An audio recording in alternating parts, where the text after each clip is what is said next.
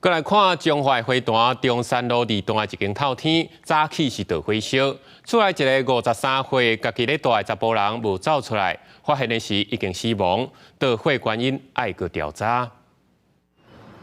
透天厝3楼庆祝大火，消防人员接到通报了后，紧赶去拍火。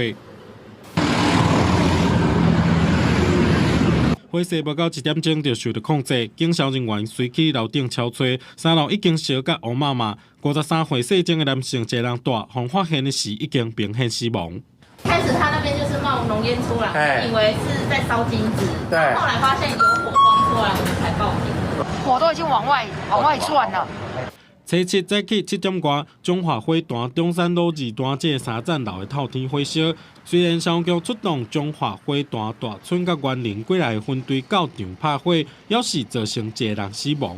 死者阿兄表示，死者的囡仔当伫外口食头路，死者家己一个人大，行动无方便，搁伫厝内底囤一堆物件，可能是因为安尼才会走袂赴。伊物件啉的无摕出来弹。哦，拢蹲在内底安尼啊。3楼RC建筑物的第3楼层的前面卧室出现火焰部署2线水线前往抢救抢救发现有一名患者已经无生命迹象。